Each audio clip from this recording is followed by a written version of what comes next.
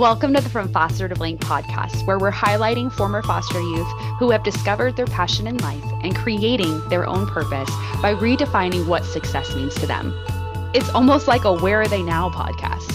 Within every single story, we will see different people highlight what inspired them to change the direction of their life and how they achieve their own goals by redefining what success is.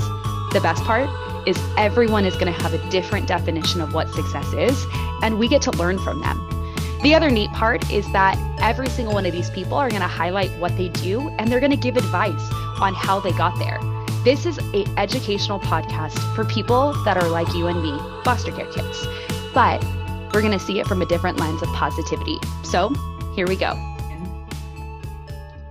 All right, everybody, welcome back to the From Foster to Blank podcast. I am super stoked to have the Ray Ray with us. If you don't know his story, you need to watch his movie called Safety on Disney. But we're going to jump in and just hear from Ray Ray. The first question that we have for you is, what do you do now? What do I do now? I do a number of different things. I would say I'm a serial entrepreneur. Do motivational speaking. I work with kids with my foundation. I'm doing a number of different things as far as training smaller athletes because my son's an athlete and he's 9 years old. And I've always wanted to go through my career with like a father figure. So I was going to be that father figure in my son's life that I wanted when I was a kid. It's at every game that sometimes coaches the little league team.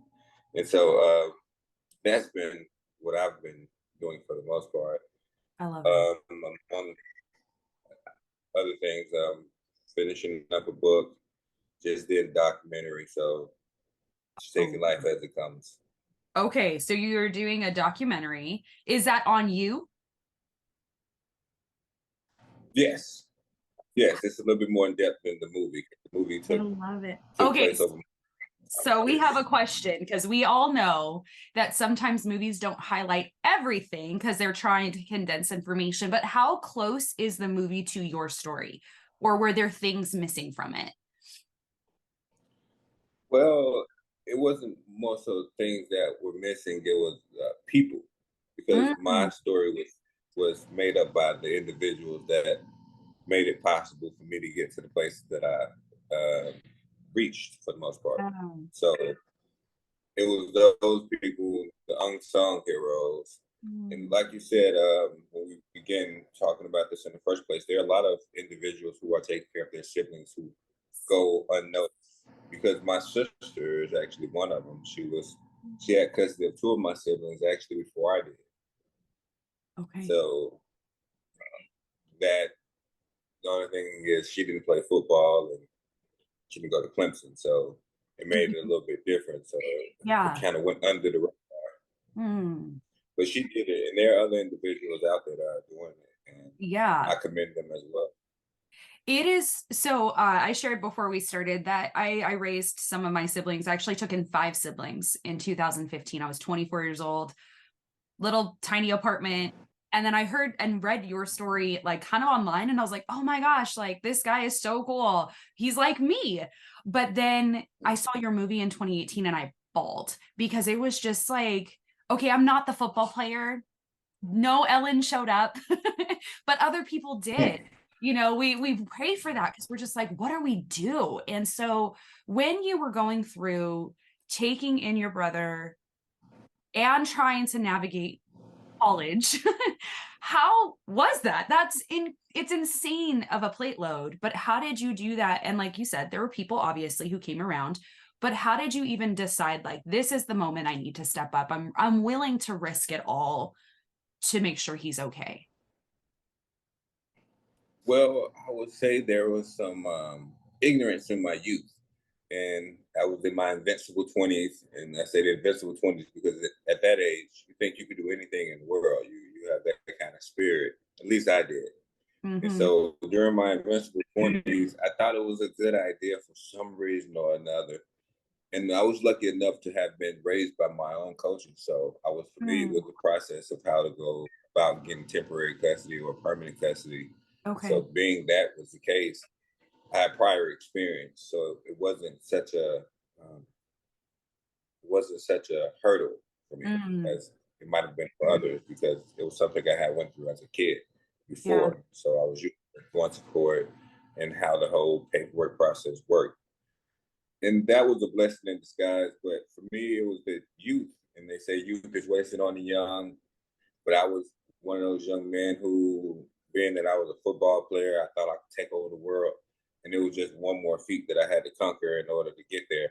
So if I was going to be the brain, it's okay to have Pinky with me. And I decided that my little brother was Pinky worthy, and he would be worthy enough to help out and be there with me and go through those ups and downs of life together.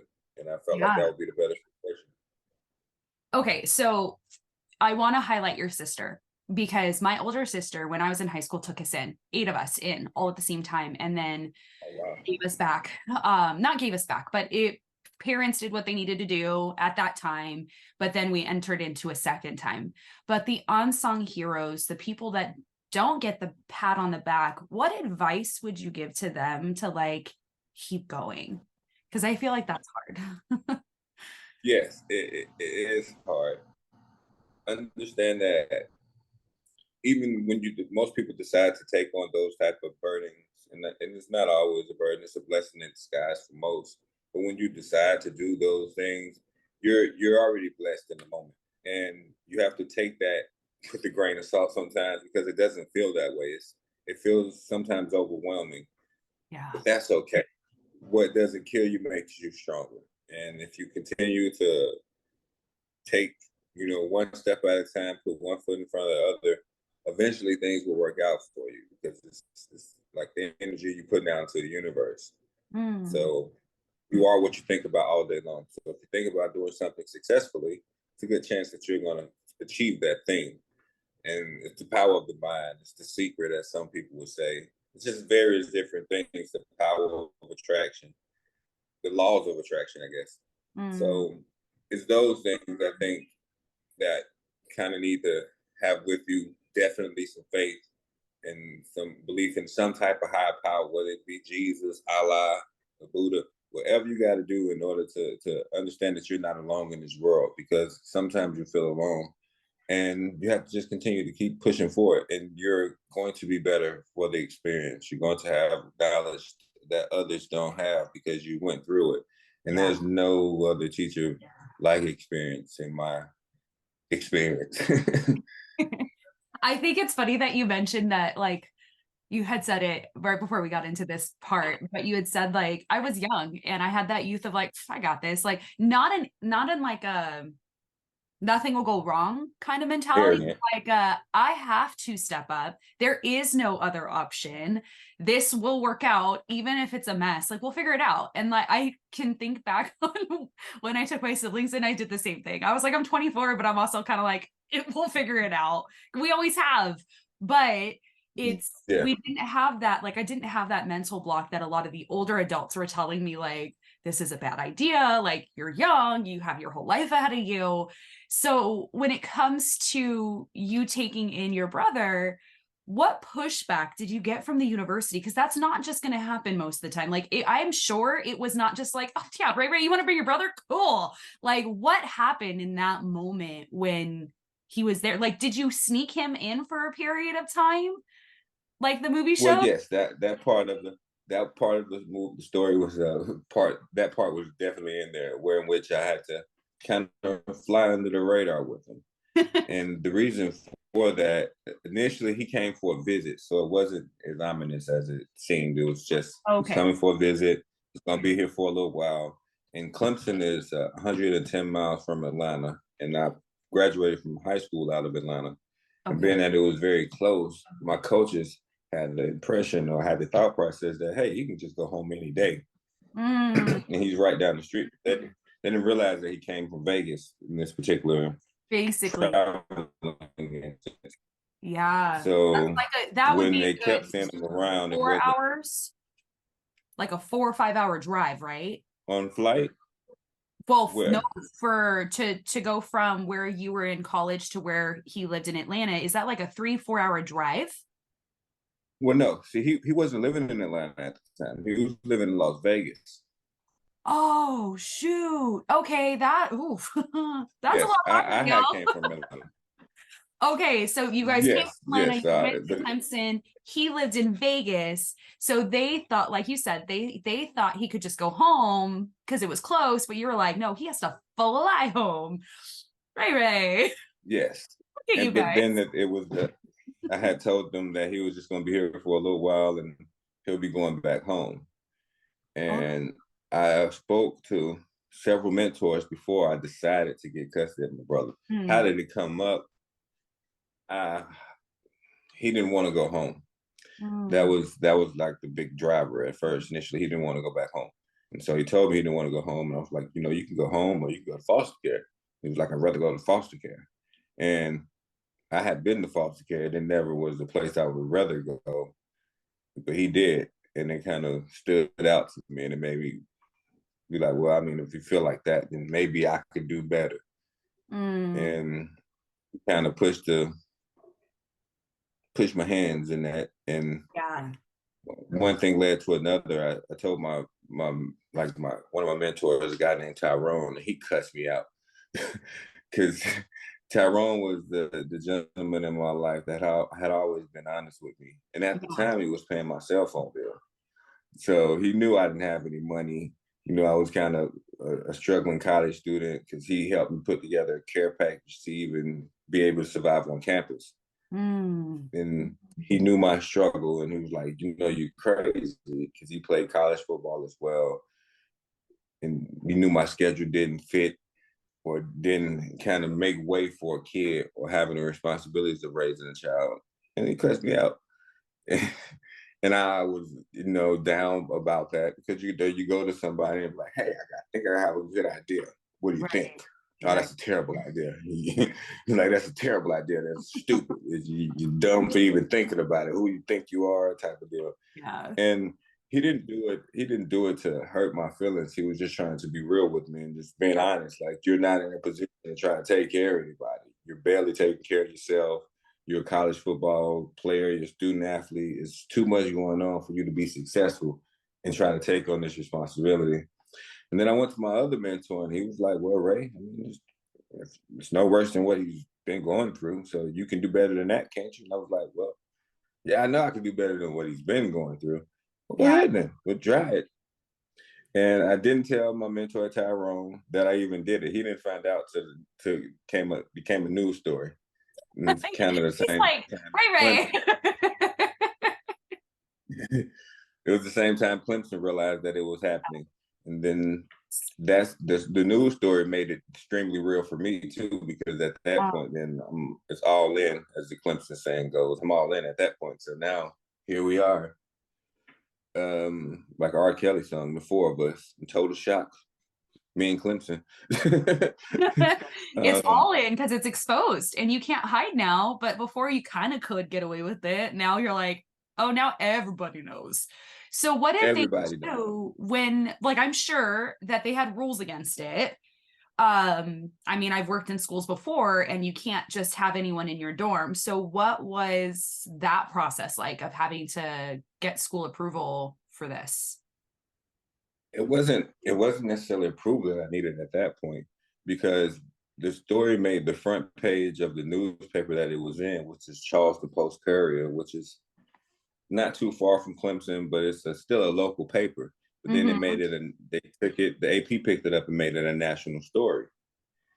And can't kind of hide from national, where locally it was quiet, but then nationally it made it such a big deal. So we was kind of playing catch up in a sense. Yeah. And Clemson already had the rule, the university rule, regardless of, you know, football players, and the rules that we have that kind of exceed the regular university rule. But the particular rule was that you couldn't have a kid on campus, Yeah.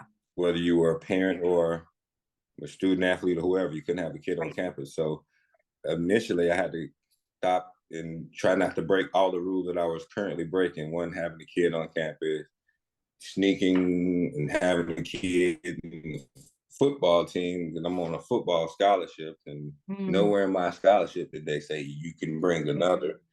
Right. and They're like, whoa. and then my limited resources. I had limited resources, so and at the time there was no what's the it's the new rule that the NCAA has, name and likeness, NIL deals. There was no NIL deals. You couldn't get anything because of your name and likeness. So any perks I was receiving because of my name or because I was an athlete was illegal. So that's why I initially got suspended, because people were giving my brother rides to school, and we were having occasional meals at others' homes and things like that, which was illegal at the time. And people don't And so the realize, NCAA suspended me. normally with NCAA, when people hear that role, they think like cash donations, cars, like stuff to you, but they even said like food, car rides, anything, because they are helping you. That's elite. You can't take it.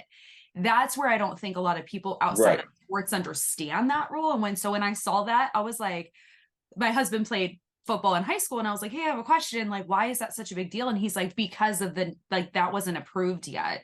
And it was things like, even if someone handed you a pen for school, like they could get suspended. And he's like, it's that because people are doing things because they like you and they're not supposed to show favoritism at all. So when I sat No. back in that, I was like, dang, like that's really crappy.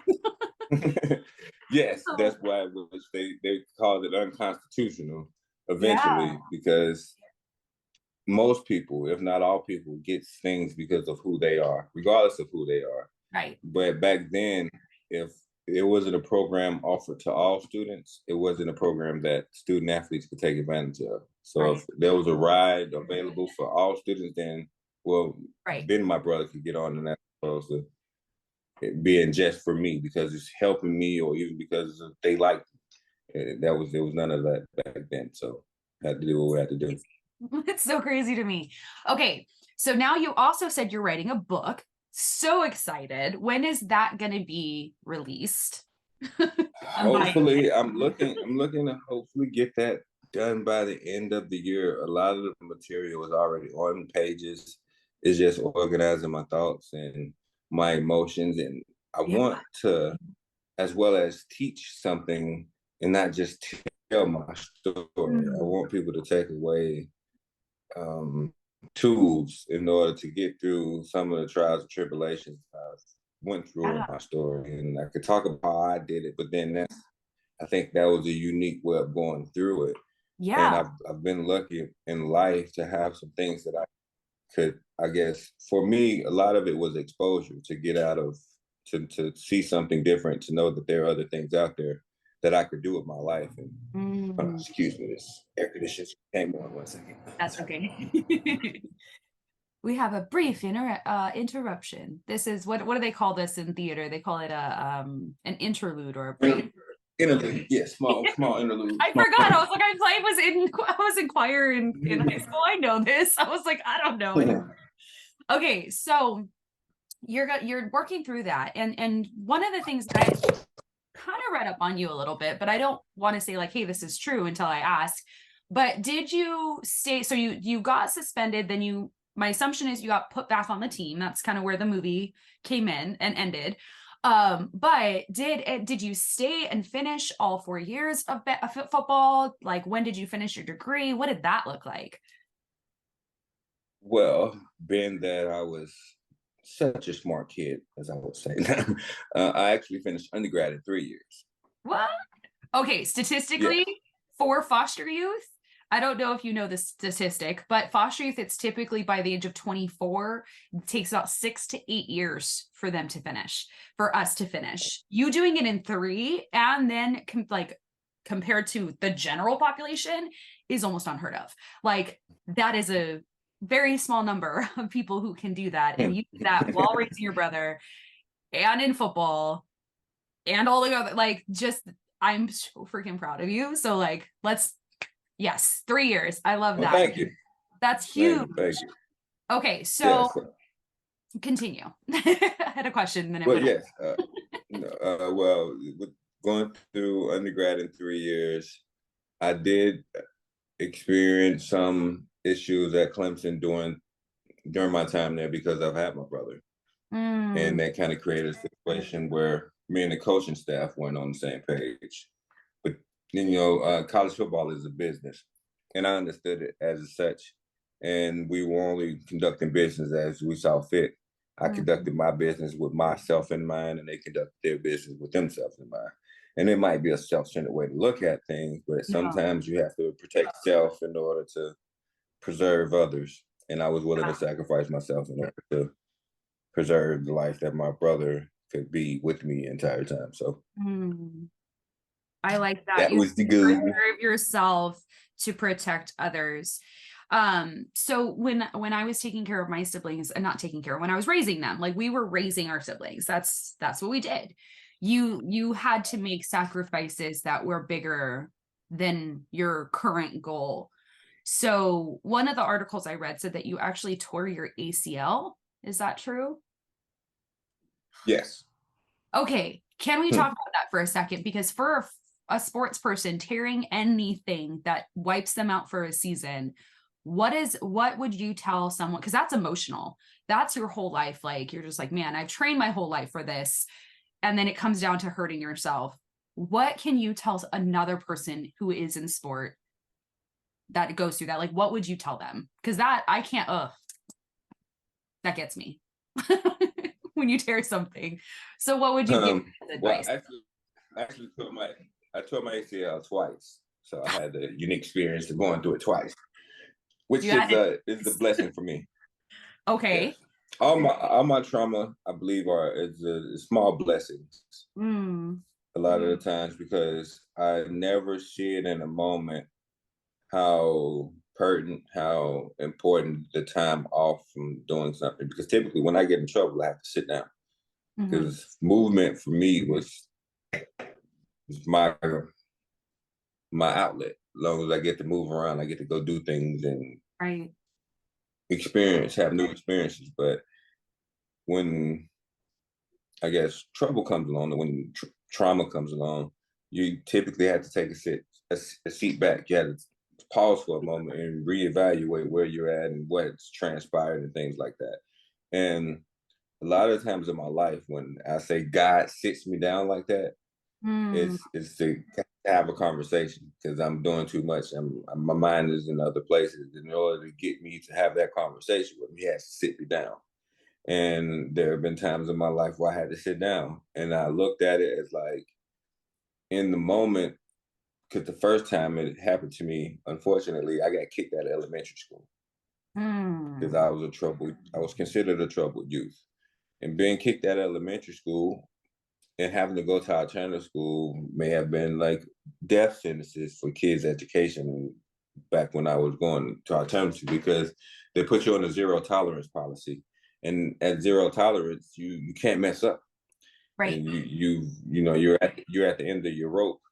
And and alternative school, if you do something, you basically kick over the chair and basically you hang yourself. And I had been put in that situation, and luckily I didn't kick over the chair. I had got to the point where I had enough rope to hang myself, but Mm, not yet did it. And so, essentially, when things like that come up in my life, Clemson and the whole situation with that was similar to that. yeah. And then getting hurt and having to sit down. So I guess it's time to talk to God and figure out what I'm supposed to be doing because maybe I was just going in the wrong direction about what He had envisioned for my life and what my purpose was. So I typically think when I'm hurt like that or something transpires like that, is to get me back on track to what I need to be focusing on. So I took it as that. But even getting kicked out in elementary school, that was the best thing that happened to me educational wise because I went from a classroom of 25 to 30 students to me and a teacher. It was just me and a teacher, and I did that for a year and a half. Yeah. And having that type of one-on-one work with a teacher, I was far ahead of where I needed to be once I got out of alternative school. And it was a blessing in disguise. And then the same thing happened to me when 10th grade. I had to sit out of varsity sports because the state of Georgia said I was recruited because I went from one high school to another high school and I couldn't play. But it allowed me to get my GPA in a place where I never had to look back, or never had to worry about having good grades in order to go to college. And Yeah. so, but that first year, my freshman year, I had a 1.6 GPA, 1.7. I mean, my core GPA might have been a 1.3. Like it's almost a direct D average, and I was barely making it over the hump. But because I had to sit out from sports, it allowed me to lock back in educationally wise and buckle down. And I was like, all I am, man, my student. I could be a student all day long, just without an athlete. I could just be a student, and I took advantage of those times. And similar to in college, when things got rough for me, I tore my ACL. I ended up taking 21 credit hours. Yeah. Which As made a, you finish in 3 years because you were able to kind of say, well, I don't have this on my plate, so I'm going to put more educational stuff on my plate so I can get, and maybe the goal wasn't to get done, but it was to stay busy so you didn't go stir crazy, because you don't go from playing football to yes, sitting out and being like, I don't know what to do with myself. Like you have to do something because you guys are trained that way. I love that though. Like yes. the sit down created the redirect for you. And I don't think people think that way. I think normally we're like, we're over, we're done. I know for myself, same thing, like with my siblings, it redirected my course. And that's how I was able, like, even though I took 8 years for my bachelor's, I took a year for my master's and 3.5 years for my PhD. And someone was like, why did you rush it? And I was like, I was on a mission, and that mission was to provide for my siblings. And it kind of just, I got into that rhythm of like, let's just get it done. Like, let's stop playing games versus before, in my bachelor's, I was kind of like, whatever. And then I got them and I was like, oh, it's go time. Like, oh, okay. So it like you said, it's that sit down to say, oh, this stuff is happening to me. Maybe this is where I need to redirect myself and see, am I going in the wrong direction? 9 times out of 10, yeah, I was. So I'm like, I love that you said that. Okay, so I'm going to ask the next question is, how do you define success? As the Earl Nightingale would define it, is having a worthy idea and going after it every day. Ooh, okay.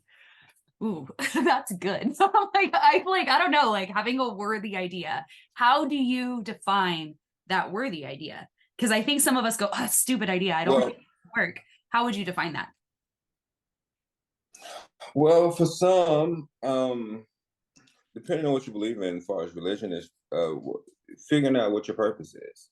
Mm, What's that thing for you that makes you get up in the morning, or makes you want to get up in the morning and go do it? And for me, that was helping people, and that's one thing that I've been able to do, regardless of how I felt, and it's always made me feel better. Is to help others, and whether I'm down or whether I'm up, if I'm allowed to help others, that does something for my spirit. It does what football used to do for me. It was my thing. Um, and so when the chips are against me and I'm thinking and trying to figure things out, is remembering what my purpose is. And for me, that's my destiny, is to help others reach theirs. And so if I get the opportunity to do that, then that's success for me. So if I go out today, and I tell people this all the time, for most kids, if you enter their lives and just be there, you can be the superhero that most people want to be superheroes. And yeah. for a kid, you can be a superhero, like quickly, very quickly. You can become that person in their life that saved them, that taught them another way, that showed them that, hey, I mean, you could be a planeteer, and if we get together, we can do the whole Captain Planet thing, Mm. and try to save the world. And that's been my thought process with everything. So I I try to tell people a lot of times, is being successful is just having a worthy idea and going for it every day. Because if you have a destination, if you have a goal, if you have an end point, then you're working towards it, and that's all you can do every day. And most people don't have that endpoint. So a lot of times life seems pointless because you're not going anywhere. If you don't have a destination, you're always going to feel lost. Well, And and it goes so back down the to, like you said, purpose. Like if you don't feel like you have your purpose, you're just shooting in the dark and like, I hope something I do sticks. But when you define like, this is my purpose, like you said, like your purpose is helping people remember their purpose and helping them get theirs. And that, like, to me is like, wow, you're going to go out and you're going to talk to someone and say, what's your goal in life? What's your purpose? What do you feel is your purpose in life? And that helps them discover what they want. And then you get to just be a part of their story versus like most people will say success is money, cars, fame. And you're just like, if you don't have your purpose, it doesn't matter how much you have. Like, you're just going to kind of be like, I'm not fulfilled. But giving back, like, it does fill us up. And maybe we're not wanting to play the hero in someone's story, but we want to be able to say, like, because you needed this, I was able to fill that need. And that makes me at the end of the day go, you know what? I did good today. You know, I did some good to Yes. help someone today. They are better off because I'm in their life versus you're surviving because of me. Like, it's a weird, like, thing that goes over. Like, you're not saying that, like, but you're just saying, like, I know that I helped them get to their purpose. So I want to ask this question. I know that with the movie, now I kind of know a little bit about how stuff like this happens. So I'm sure there was a lot of like attention to your story and stuff like that. But like, how many movie deals did you get? Was Disney the only one? Was it not the only one? Like, how did all that go No, down? I actually went through 4 studios. Okay. And before we finished up with Disney, went through 4 studios, had 4 separate deals, and then Disney came along and made it happen. And even that was a blessing. It was kind of crazy how it all took place. You never think things like this will happen to you. Well, at least I had did deals before, so I was somewhat, I guess, somewhat prepared, but not. It's like you think that, um, but it happened a cool decade after everything had transpired in my Okay. life in the real world. So it was like I went through several different deals, and it's a process. But the producer told me when we first met, the first time we ever met, this can happen in 6 months, or it can happen in 20 years. It's kind of no date on it. You just gotta hope that when the time comes that you're ready to go and that someone wants to run with the story, because the story had always been what the story was. And Right. if you ask me, it's not because it was Disney,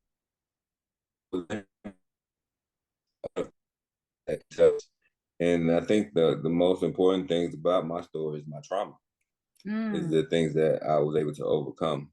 So And it cut at out the a little time when I bit. was at Right. It cut out a little bit. Can you say that again? You said that when it came to Disney and then it come out, it came like blocked out. Yes, okay. When it came to Disney, there was only so much of my story that they could cover and still be Disney. And so, but the That most part. important part of the most important parts of my story, I believe, are my trauma. It's based in my trauma, and a lot of that is around addiction. A lot of that is around abuse and neglect and mental health issues and things like that. A lot of things that can't be touched via Disney. And the best parts of my story is the story of triumph, the story of overcoming those obstacles. And being that you couldn't see that, I feel like a lot was left unsaid. But what you did see was the movie that came out, and it was actually still an hour and a half of film that we shot Yeah. that didn't make the edit.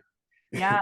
So it was so much in there to try to cover. And I would tell people, a lot of times I tell people it's 2 to 3 years of my life. I graduated in 3 years, so let's call it the whole time, but it's not like you're getting the whole You're part not of the time. getting everything. And I think you hit on it too, where you said a big part of your story is the trauma, but the triumph is really not even Yes. like you got a movie deal. It's the triumph is that you guys made it.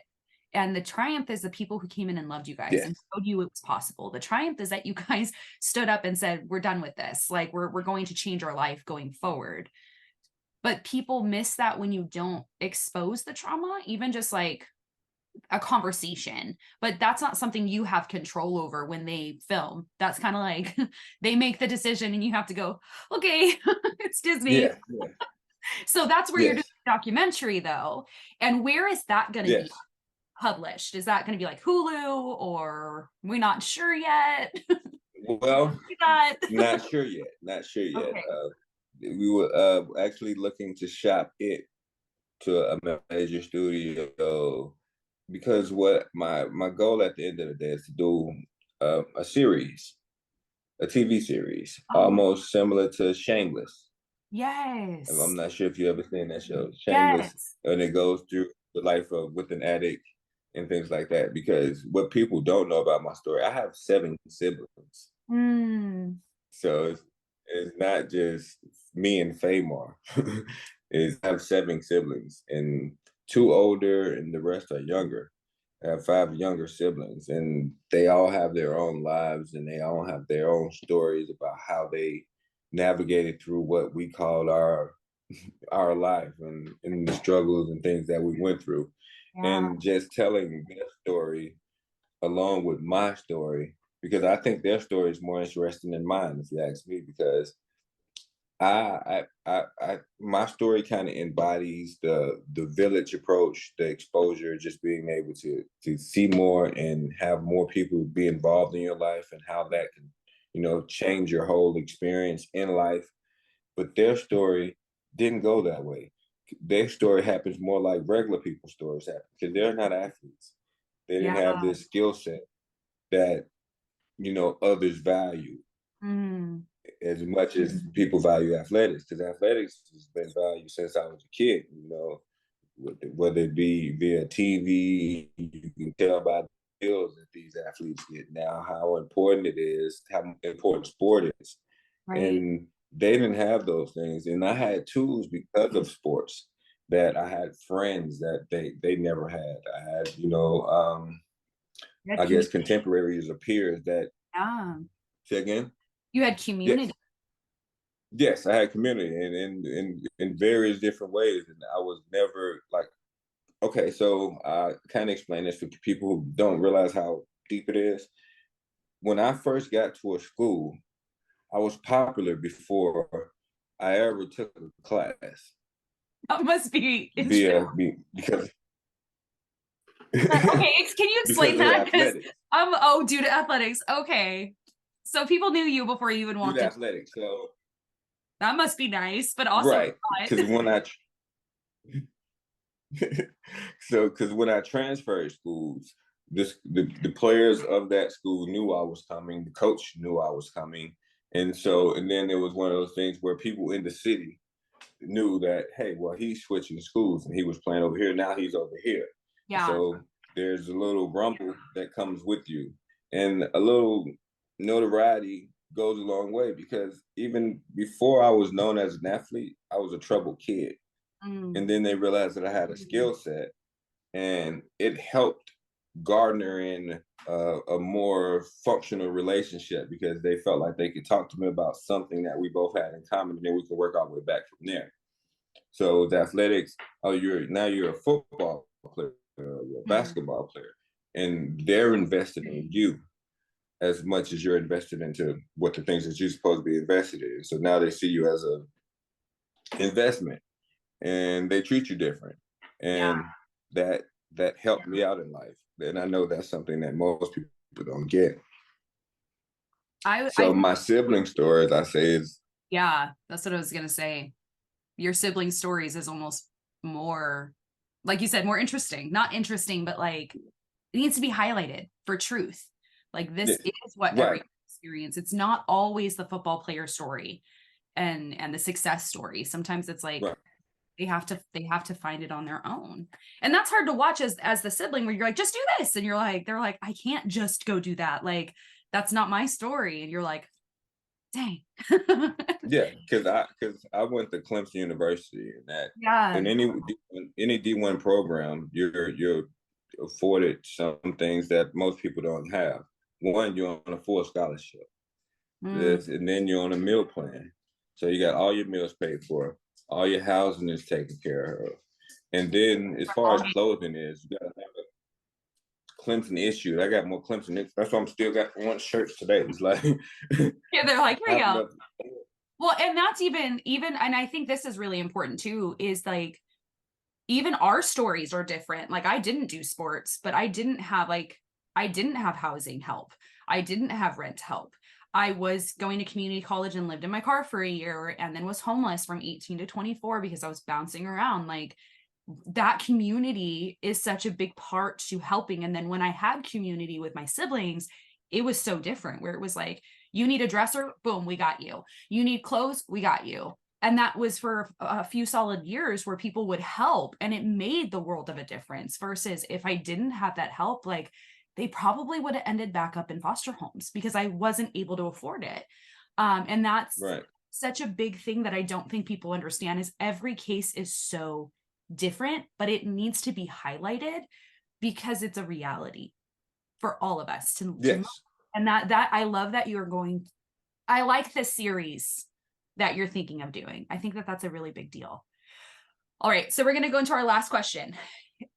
If you could give anyone advice on anything, what would it be? Well, I, when I say this, when I think of these things, I'm not moving from my own knowledge. I ask older people something similar. Like, what would you tell your 35-year-old self? I'm asking 60-year-old man, 65, 70-year-old man. What would you tell your 30-year-old self? Um, Time is your only entity. It's the only commodity that you need to value more than anything else. But also understand that you don't need to take anything personal. Don't take everything personal. Some things you can take personal, but try your best not to take nothing personal I'm gonna because there's hide not enough time in the day. because I do take things personal. Why are you Yes. gonna call me out?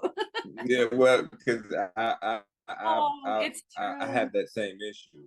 Like Yeah, somebody don't call me back, I got an attitude, and no, it's not that. Or even how it explained to me is like road rage.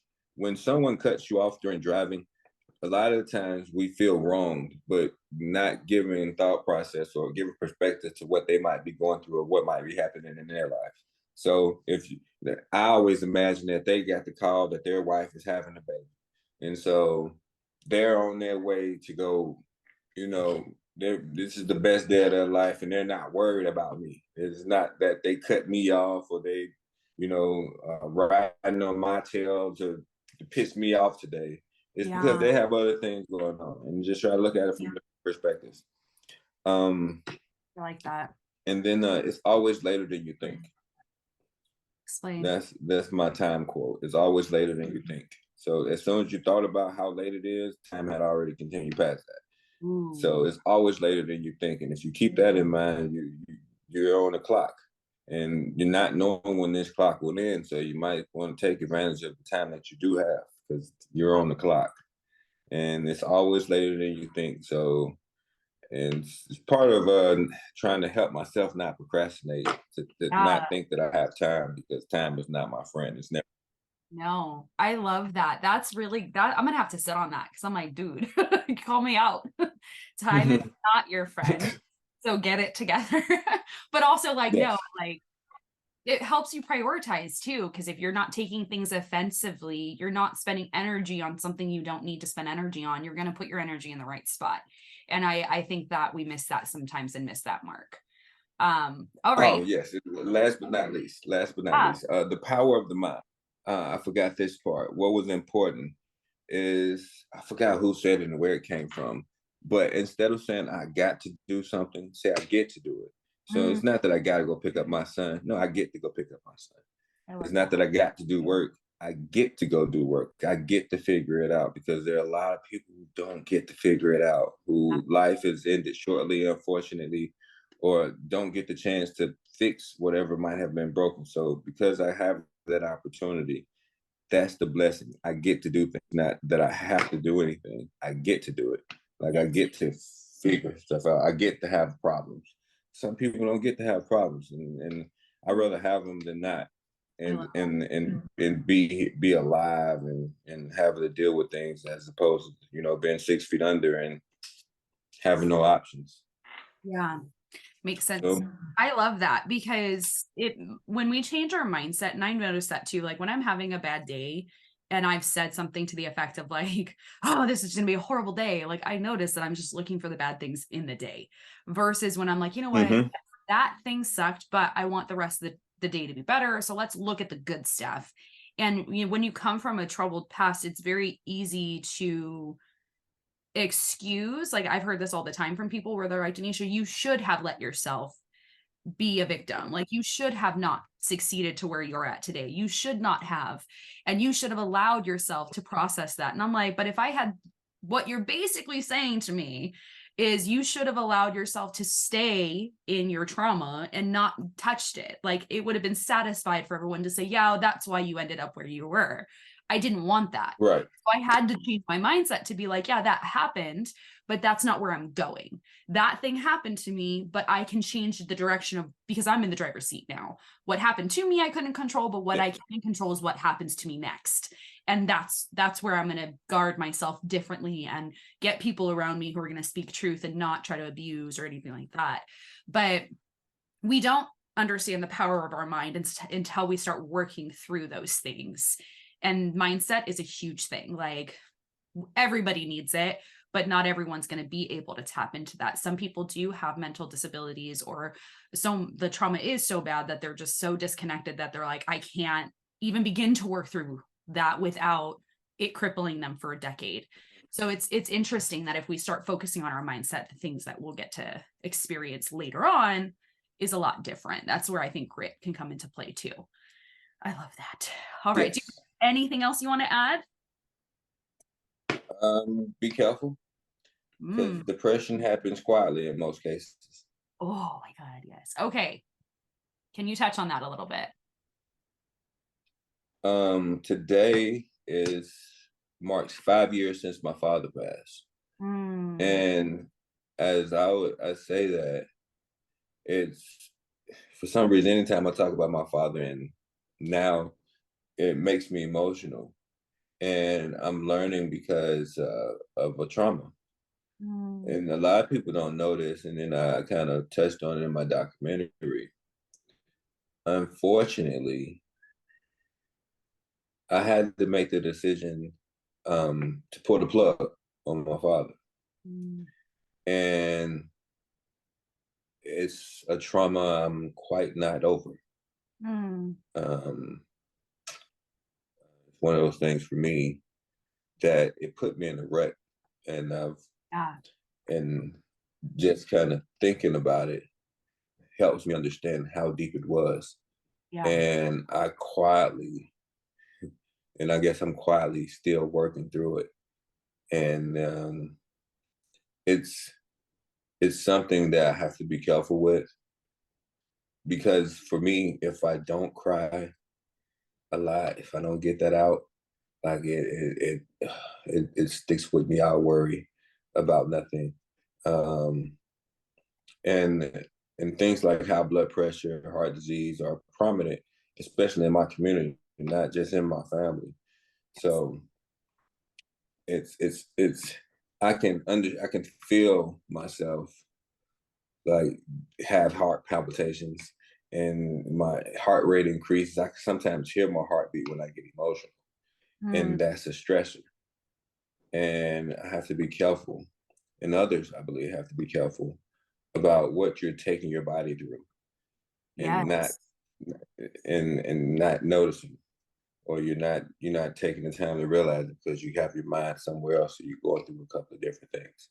And for me, I think it's important to mention it, to say something about it, to say that if there's just something you need to get off your chest, you need to get it off your chest. And it was probably one of the reasons I'm talking about it now. And a lot of times, probably going forward, that I will always continue to talk about my father, is because there's some trauma there, that I've yet to quite be able to deal with. Mm. Um, and talking about it makes me feel better, although it makes me emotional. And I Right. sometimes find myself watching little videos to make myself cry in Mhm. order to get that emotional release. That Yeah. that's important. I think is very important. You got to have that. You got to have something that allows you to get out and be vulnerable, whether in the dark in the bathroom, as I sometimes do it, or in the crowd. It doesn't matter. There's a song by the Temptations called "I Wish It Would Rain," and because it goes, "Cause so badly I want to go outside. Such a lovely day, but everyone knows that a man ain't supposed to cry." Mm, And uh, I kind of try to go against that notion. It's okay to cry, like um, let it we out, because yes, it's and you did something that was so hard, and people don't realize the long-term effect of what you had to do. I'm probably gonna cry for you because I'm like, I know there's those times of year, and I always I don't know if you're the same way, but when I start to go toward those time of years where those bad things happened, where you lost someone or you had to do something like that, um, those time of years always pop up and you start to feel it way before it actually happens. It's your brain's way of saying like, hey, get ready. Like you're going to be emotional during these periods of time. And that you have to let yourself process that. So I don't know how many times I've watched movies of army individuals coming home or just sad yeah, that's me. movies because I'm like, I need to try it out because like you said, we start to notice when our body is like, here's my heart rate's up, my blood pressure's up, and I can't figure out why. I don't know why I'm snappy and emotional. And it's actually interesting because July to probably about December, there was a lot of chaos that has happened in my family's life. So I start to see all of us kind of go like this. And I'm like, what's happening? Like, why are we all like acting out? And it's like, no, this is your body's way of saying, hey, it's that time of year. It's that time of month. Yes, We're coming into the scenario of trauma. And like you said, like if we don't work through it, and if no one is honest with us to say, like, hey, you still deal with this years later, how are we going to know that we need to process it? So when you're saying yeah. like be careful of the quiet depression, can you explain a little bit of what that kind of when it creeps up, like when do you when does it become loud? And when is it what does the quiet look like? Well, it, the loud part for me is what I had to learn about, which is hypothalamic pituitary adrenal axis. It's your body's fight or flight mechanism, and it's Mhm. why when you get into a situation where you got to fight or flight, you have to your pupils dilate, your airways open up, your body releases cortisol in order to lubricate your muscles so you can possibly run and move, adrenaline, so you can move fast and rapidly. And so a lot of the times, because when that system is activated, it's fight or flight Right. is to help you survive. But if that system is constantly activated, because how I was explained is that what you see a bear in the woods, and all those things happen, like your pupils dilate, your palms get sweaty, and you're ready to go. But then they talk about, what if the bear comes home every night? Mhm. And so every night you got that feeling, you got that emotional feeling, that anxiety. And that's a lot of times what it feels like. It feels like anxiety. It feels as if you're supposed to be doing something. And that's what anxiety is. It just is your body telling that something's happening. And being that, like you said, you kind of feel it coming up into that moment. I was watching Grey's Anatomy, which is one of my favorite shows. But they talked about, it was one lady on there who had an anxiety attack at the same time every year. Mm. And one of the reasons she had that same anxiety attack, and what felt like a heart attack, is because on that day, her neighbor died. Mm. And she was very close to her neighbor. And, you know, without the medical history of knowing that this was going on, that they wouldn't have kind of connected, like every time of year around the same time, something goes wrong with you. And then so for me, like, being that today is the 5 year anniversary of my father's passing, like I I've never quite got over it. Right. It hits the same a lot of times. Mm. It feels the same as if it just happened, and Yeah. I'm crying like it just happened. Mm. And it's those things that I think are loud and quiet, because don't nobody know that's what's going on in my mind. A lot of people don't remember. Yeah, my dad passed on this day 5 years ago, and some that Yeah. some of my siblings. have trouble remembering. They just know something's not right for them, and it's just Mm, like it doesn't feel right. I don't know what's going on. And but for me, I know the date, and I live with it because hey, this is the day I had to decide to do the craziest thing I ever had to do in my damn life, yeah, and I wasn't ready for that kind of decision. Like I yeah, don't, no, no, I'm not. I'm not God, and I never thought I'd be in a position to decide whether yeah. someone lives or dies. And it wasn't my decision. That's what people tell me, and I try Yeah. to remind myself, but it doesn't feel like that. Right. And it's like some foster care kids, like they have to, not even just foster care kids, people in general, if it's not something like pulling the plug, maybe they had to make a hard decision of like reporting their parent for abuse and Right. then going to trial and putting them in prison, or they had to make the decision of cutting that family member off, or whatever it might be, where it was like it was a decision where it's like it's not natural, it's not a natural thing that other friends go through, and it's not a good thing. It's not like a hey, I'm celebrating my birthday. Like this is mourning, and it's a death every time you remember it. And that I think is super hard because there's a lot of us that are in the foster care community. Like I know for me and my siblings, like we don't have, our parents are alive, but they're not in our lives for safety purposes. And that's a mourning that people don't understand. Like it's like we mourn sometimes as if they are dead, and people are like, but they're alive. Like I don't understand. And I'm like, you don't understand like any of this trauma that happens. So there are, Well, yeah. say what happened? Go No, go ahead. ahead. I'm sorry. No, go ahead. No, no. To have someone be there but not be there is traumatizing as well. Yeah. I tell people a lot of times, like a parent, for most people, if they've done their job, they allow you to make your own mistakes and know that there's a safety net. Yeah. It's easy to go up there and try your acrobatic flips and do different things and take on the world if you got a safety net. Yeah. And parents, for a lot of it's just a safety net, just knowing that there's someone there to catch you Yeah. if you fall.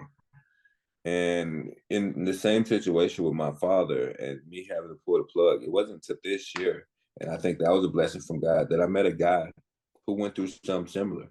Mm, The gentleman who was one of the cameramen on my documentary, mm, he experienced it too, where he had to decide to pull the plug, and we cried about it. And to have someone appear, or man, just being a man, to be vulnerable and know that you're not alone. There was somebody else who went through this, who feel just like you feel about it, like, and it bothers them, and it touches you, and it allows you to yeah. be free and to be Yeah. vulnerable, to know that there's someone else out there that it really, and people go through it every day, and you don't know how to feel. I don't see, it's hard for me to fathom taking a life in the way all of this shit. I didn't pull the plug. One, like I reached over there and grabbed it out. It was just to make that decision, so to It's decide. yeah. So And it's hard because it's like I understand, and this is where like I don't understand what that's like to pull the to have to say yes, there's nothing else we can do, like it's over. But I've had friends who have, and it is that like there are no words to describe it at all. It is just heartbreaking to watch, like you said, because it's not a normal feeling to be like, yes, that I had to make this decision for them, and like I live with that every day. And then, but then to have someone who you can sit and say, hey, I get it. I've had to do this too. And being both men, to me, like that's just like, thank God he's in your life for both of you. Because that right, is, I don't know what that's like for a guy. Like all my brothers, my husband, they get told all the time, like manly men, like we don't cry. Like they've always been told that since they were really little. But like my yeah, husband does cry when things, like he gets emotional, and to see when I see him start tearing up, I'm like, oh, okay, that like, well, okay, like that's hard to watch. But then to see two men yes, sit with each other and be like, this was hard. This sucks. I don't like that I had to do that. That to me is just like, that, okay, if you had a video recording of that, I would need you to send that to me on my depressive days so I can be like, okay, instant cry. Let me watch two men cry because this hurts. But it's something that I really do love that you're sharing this, because there are going to be young men or men who have had to do the same thing, that maybe they can reach out and just be like, hey Ray, like, same, bro, same, I did it. Like, I had to do this too. And Yeah, like, don't have someone to cry with. Can we cry together? And be like, that would be for me. I'm like, oh, that's all that comes from this. Like, my heart would be that. Or for other men to be like, you know what, let's be able to cry with each other. Let's be able to have our emotions so that we don't have health issues because we're holding it all in. My family calls it pushing issues under the rug. Like, are we just yeah, gonna push this under the rug, or are we gonna deal with it? And most of the time it's like, we're just pushing it under the rug. And I'm like, that's not good, because like you said, it leads to other health issues, especially from what I've read in the Black community, with particularly with trauma, higher heart rate issues, higher cholesterol issues. Those things happen. And if we're not advising the community, like if people aren't giving that information to say like, here's how to deal with it, it just keeps cycling again and again and again. So the fact that, yes, like, hey, my community needs to understand, like, let's go, let's start working with this, but in a safe way, to understand why trauma impacts our body, that I think is so powerful. So if anyone gets anything out of this, it's like, you do want to deal with your trauma with safe people. And I love that. So you keep using the term safety net. I've noticed that. That's the foundation, correct? That's the name of the foundation? yes, Okay, yes. can you share a little bit about that? I want people to Well, support. well, for me, it's helping youth similar to myself. A lot of times when I'm speaking or talking to people, I have a projector with me. I show my elementary school report card, and in my elementary school report card, I had all F's, as if I was striving to get them. It was not but one, F all the is way down. for F, F, F, F. fantastic, remember? Yeah, right. Fantastic. If it was, I would have been a very fantastic kid. And but I think about that, and basically my elementary school teacher just told me I needed St. Jude, because that's how it felt. Like I was just a lost cause. And if you looked at my elementary school report card, and I was kicked out of elementary school, like I was arrested when I was a kid. Yeah, So yeah, I've been to juvenile. And so everything about my life up until that point had kind of spoke to me not making it through the rest of my life. And yeah. hearing that you would, most of y'all not gonna make it past 25 so often. So it was almost like a graduation celebration when I got past 25, because it was like, Yeah. wait, I didn't really think much past this, because I had been told for so many years You weren't gonna make a it. lot of y'all don't make it past that. Right. And so, and it was just kind of the lifestyle I grew up in. And Mm, it's not like I was a bad kid in my mind, but I had to do some things that were not necessarily considered the best things. I had to make some decisions on my own. And if you're a kid and you're making kid decisions, of course, there'll be some mistakes made along the way, because you're not a grown up. You're not clairvoyant. You don't see the future.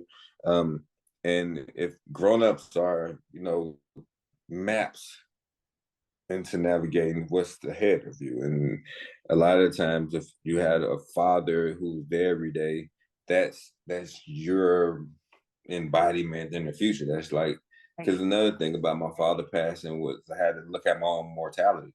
Like, wait, damn, that was basically the biggest version of me.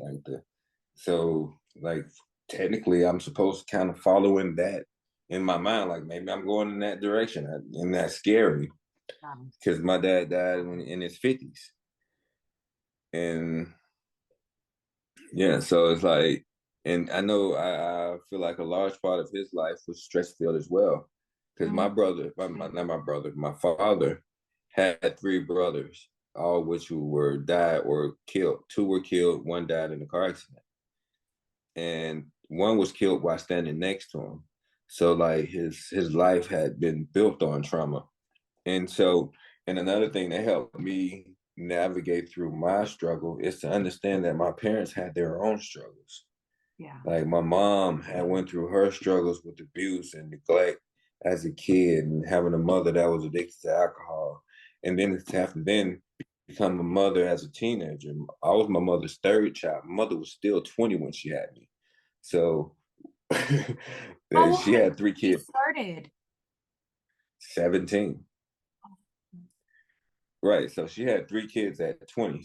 So three kids at 20, and you came up like a lot of us come up in a trouble filled, drug infested background.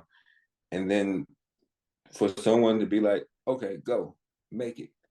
And this is before cell phones and before the internet. You just gotta Yeah. go and Yeah. figure life out. Like, and for her and my father, who both never finished, well, who at the time had never finished high school. My dad didn't get past ninth grade.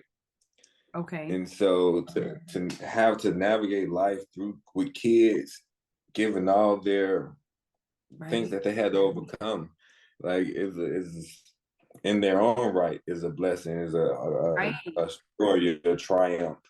Yeah. And so for us, me going down the line, it's been helpful to understand what my parents might have went through, and to give credit and to kind of be in perspective about what has happened to their lives, to not feel so bad about what happened in mine, not to fault them for their shortcomings, because they had their own struggles. And that's like me getting mad at myself, like, oh well, you didn't have perfect attendance in elementary school. Well, I didn't have food every day in elementary school either. Right. So like I Well, had other issues. they have that saying that they always tell you, and I remember they said this to me in high school, and I was like, well, we don't have food at home, so we're not gonna eat mess. But they're always like, you can't focus if you're hungry. And I'm like, Right. I can't focus if I can't sleep at night, not eating, and I'm being hit. Like there's a lot, like they don't, I think sometimes teachers mean well, but they don't always Mhm. say the right thing. And yes, there are programs available now to make sure that kids are eating, but it's still, like you said, like I'm going home and not getting the support I need at home. And there's that safety net that's kind of missing. And then they're just like, go. And you're like, where do I go Yeah. outside of the Yeah. people? Like, so you brought up, and I think I want to highlight this too, because you brought it up and it makes me, there's multiple times in my journey of raising my siblings that it's a journey, that I went, this is why my mom went crazy. My mom started having kids at 18. She had 11 kids. That's a lot. Then she went Mm-hmm. through trauma, was in the foster care system for almost her whole life, watched her baby sister get killed, all of these things. And so there were moments that I was like, this is why. This would have drove her crazy. Like, understand. And in my head, I'm like, she did the best that she could, but she could have done better if people were there for her. Like, I really, and not just like, oh, I'm so sorry, oh, that's so hard, like to help her, like, this is how you be a good parent, this is how you work through that trauma, this is how you do XYZ. Like that would have helped, but not Yes, most definitely. that safety net. Like, it takes one person to change our life, and we saw that, like we've seen that in our own lives where it was one person started and they like came across us to be that safety net. So when you're working with people, how do you like, how do you start with that, like, hey, it's safety net, who's in your safety net? How do you have that conversation to say, like, find some safe people? Well, one being that safe person. Mm, If you could and just with start kids, they don't care how much you know until they know how much you care. mm, And so it's part of it is just kind of being there initially, like, because if it holds true, like once you're going through stuff, a lot of times during those times you're gonna continue to go through stuff. yeah, And if you go through it if you go through things with people, and I learned this in football and in sports, like going through adversity with individuals builds character, and it yeah, builds camaraderie between brothers or between whoever who's going through it with you. And if you go through something with someone, whether it be a kid, you become that safety net regardless if mm, you're there, and you're willing to help or you're willing to participate. And yeah, then for me, a lot of it, especially as far as parenting is concerned, I learned when I got my brother the struggles that my father had, Mhm. because to be a man and not be able is it's hard. Like to want to provide and can't, Yes. and people are looking at you to be that beacon of hope, that light, and you can't, you don't have the way to do it.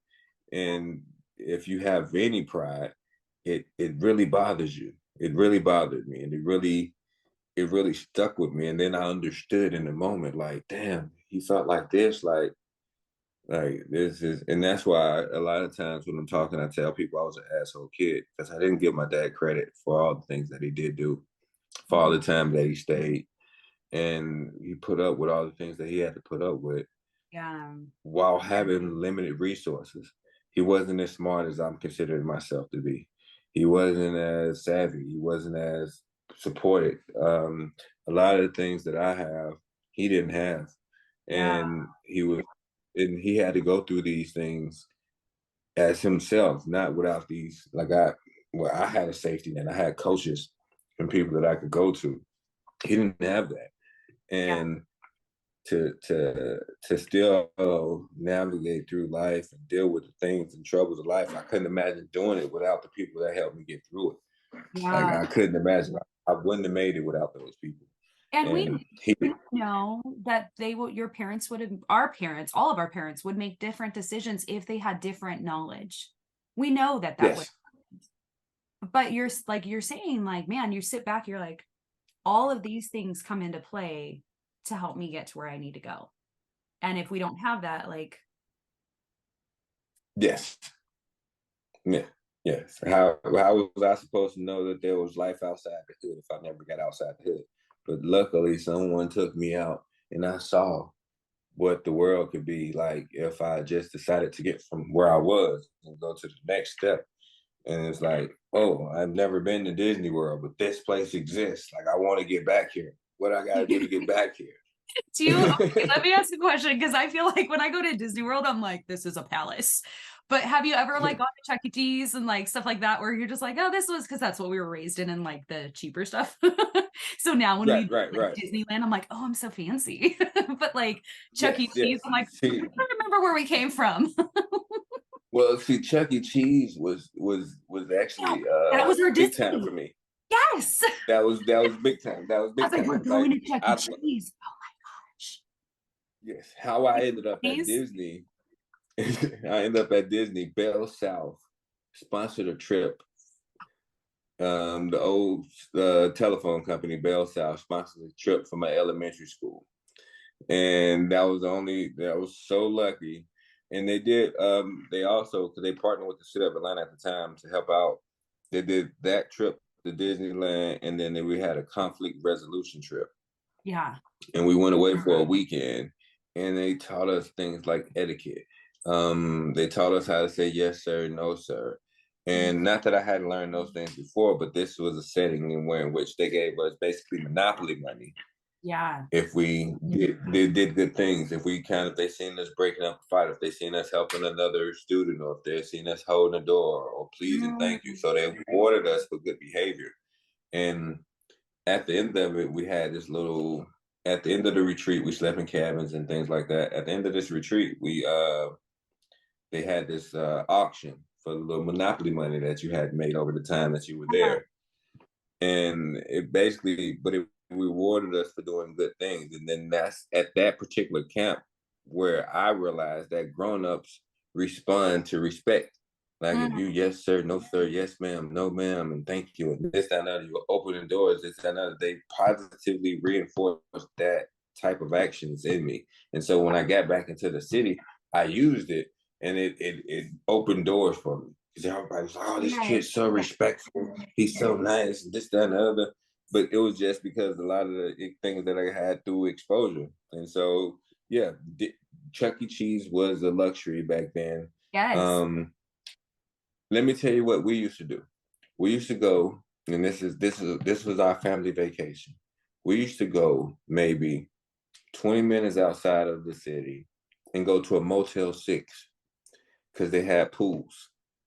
Yep. And so that was like our family vacation. Like that was us going to a beach, was going to a Motel 6, getting one room, and it's like six of us in one room, and we're allowed to go to the pool Yep. and we go swimming. And that was a family vacation for us. Road trips were family vacations, just anywhere. And I mean, and we have memories about those things to this day because we spent a lot of time together. We'd be in the car. There was no cell phones, no tablets, so we just had to talk to each other and play Games. games like bingo. And my dad had a cassette tape. He had two, Mm. Temptations and Motown Forever, and we listened to that for basically a 14-hour road trip to Chicago and then 14-hour road trip back, and that's all we listened to. So by the time we got back, we knew all the songs, Yeah. and it built like a memory that we still hold to this Yeah. day. And so that's why I think well, those trips weren't like the most exciting when we were having them. Thinking back in life, those were some of the most best times of my life. Absolutely. And We did the hotel a couple times. Well, not a couple times, but there was, I'm just like, you brought back memories that I'm like, oh my God, yeah, we did that.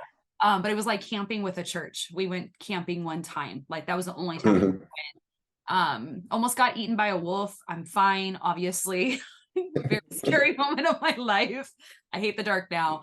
But we did the hotel. Like my dad would do business trips, and sometimes he would like not want to travel between Long Beach and Fontana, which is like a 2 hour drive, hour and a half without traffic, like 4 or 5 hours with traffic.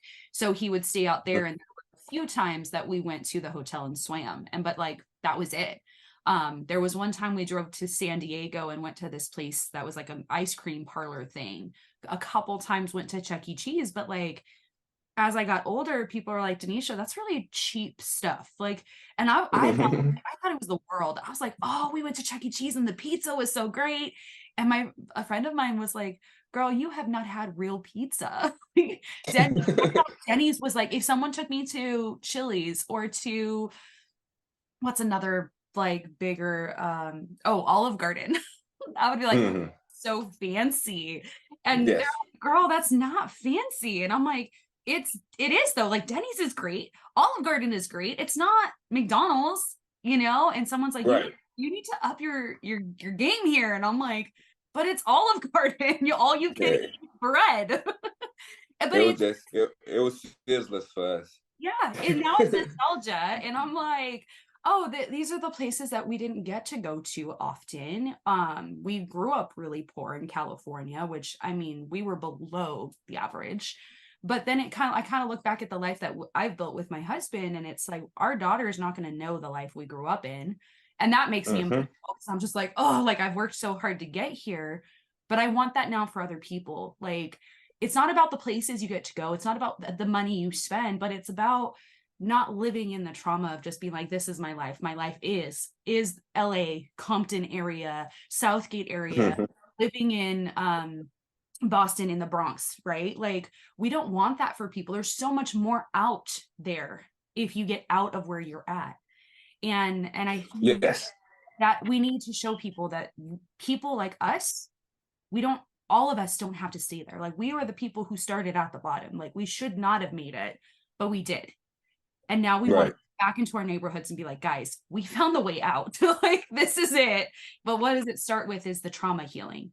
It doesn't start with just going and getting a better job. It starts with learning etiquette to be like, yes, ma'am, no, ma'am, thank you so much. Opening doors, like things like that, where I'm like, man, those are basic like things parents are teaching kids, but like to us, we didn't get that. No, it So didn't happen now that we way. do. But you're Yes. right, they do help us. And that's something that I love, that there are people who are like, let's go back into where we came from to help others out. Because I think sometimes we could go on the other side and be like, they'll make it, they'll be fine. And it's like, not enough of I us. don't even think they can make it. I know there's not a map for most of them. Not a map that they can follow, or not a blueprint. And because, like I said, there were plenty of times in my story where someone could have decided that, yeah, I wasn't worth that shot. I wasn't worth Yeah, that chance, and my life would have went in a total different direction. yeah, But there were other people that said they cared, and they took me out and showed me things. And I did some homeless outreach in Los Angeles. And what Mm. I found out is a lot of the people that don't get that kind of exposure get trapped because it was people I met in Los Angeles, grown men who've never been to a beach. Yep. Like how you live in LA and never go to the beach? And You've it's right, never it's been like, to a beach? for people who don't know, in LA, the beach is right there. Like it is like a Yes, 20-minute drive. But it's yes. You get on reality. the train. Yeah, you get on the train and go. But the reality is, like, when we're trapped in that, we can't see outside of that. And that's Nope. where it's like, oh, you are trapped and you need someone to point you out and build the roadmap. They obviously have to want it. But Hmm. a lot of that comes down to someone showing them like, hey, you don't have to live in this. And what I've learned is that 50% of the California homeless population, or it's a little bit higher, but across the nation, 50% of foster youth have been homeless at some point. And so it's kind of like filtering us into the homeless situation. But when Hmm. it comes to California, there's a high percentage, I think it's like 60, maybe 65% is they were in foster care and they kind of just went into being homeless. It just Right. throws us in And there. And I'm like, ugh. But then you have these other people, like you said, you were saying, um, they didn't know the way out. So it's like, how do you encourage someone through that? yes, as a poet would say, how can you tell a kid not to do wrong when there's a lock on the right door? And Say that again. for a lot, Say that how can again. how can you tell a kid not to do wrong when there's a lock on the right door? And another thing, another famous quote from him is, "When two parents are not in conjunction, a dysfunctional child is inevitable because daddy's not on time with mommy and mommy's not on time with daddy, so the child grows up off schedule." Say that again. People need to hear that. I'm like, oh, say it again. When two parents are not in conjunction, a dysfunctional child is inevitable because Mm. daddy's not on time with mommy and mommy's not on time with daddy, so the child grows up off schedule. Dude, like these things, I think it always makes me emotional because it's like I think about the people that have gone back in my life. Like you start to line them up almost and say like this person was that one person, even if it was just a week, a day, a season, they pointed me in the right direction. And when you say like, how do you expect a child to not do wrong when the lock is on the right door? It's like, yes, like we set you up for we try to say just go, and it's just like, how am I supposed to go through this when you there's no way I can do it. But then Hmm. it does come down to parents, but it also comes down to community where it's like when we don't have the parents, who do we look toward? The community. And this safety Right. net idea is like, we're not saying like, hey, come sit here and do nothing. But it's like, if you were to fall and fail, which you will at some point, you have someone to fall onto that will hold you up and say, Hmm. okay, let's try, redirect, do this, try this, go this way. Okay, that didn't work. Let's try this next step because they're going to not be emotional over the situation. They can guide us properly versus we're going to be like, nothing's working. And they're going to say, yeah, you're going to have to keep trying. And that's part Right. of the process. And that no one tells us that. They're just like, well, if you fail, it's like, no, you will fail. You will fall. You will have to. This is inevitable, but I'm here to help guide you when that happens versus like, yeah, call me anytime and then be like, oh, sorry, I'm never available for you. It's like, Yeah. like Yeah. safety net. I love this concept so much. Do you have anything else to share before we close out? It was so good. Um, I mean, as far as I'm concerned, there's so much to share. But I think we get in there. I want We, to. we will be talking more. We will make this happen more. I'm like, look, That I works. I could do that. yeah, we'll do a series, a Zoom series. But thank you so much for joining with us. This is like life-giving to me is to hear people's stories and just be like, wow, like obviously I'm not alone because we do feel isolated and alone. We feel like sometimes our stories are like, no one's gone through what I've gone through. No one's had to deal with what I've had to deal with. And then we share our stories and we learn like, oh, we're not alone. And then it kind of is depressing because you're like, oh my God, we're not alone. Like, how do we Yeah. help? Other So people this going is how through we this get mess. help. Yeah, we're like okay, so there is no out of the crazy train. Mm. But we will, we get to give back in such a unique way. And I am so excited for your documentary. I am praying that the right people get it at the right time and they push it forward. And I will be watching it because your story it's a little similar to mine where it's raising siblings raising siblings. In our family, we call it sis ma and sis dad, or dad. They call it, my brother is like, yeah, I'll be a dad, bro dad. I was like, okay. Like, he's like a bro dad. I was like, that's cute. But it is this hard reality that a lot of people don't talk about it and know that other foster youth have been raising their siblings, and being the parent to their parents. And that is a hard reality for a lot of us. And we don't highlight that. So thank you so much for sharing your story with us. This was great. And we look to have Thanks for having me. Absolutely. All right, I'm going to go ahead and stop recording. We want to take a moment to thank our sponsor, Foster Greatness. We equip foster youth by connecting communities and empowering individuals on their journey. We provide workforce development, master classes, travel abroad experiences, and individual and community support for foster communities. If you're interested in learning more, please visit fostergreatness.co. Thanks for joining us.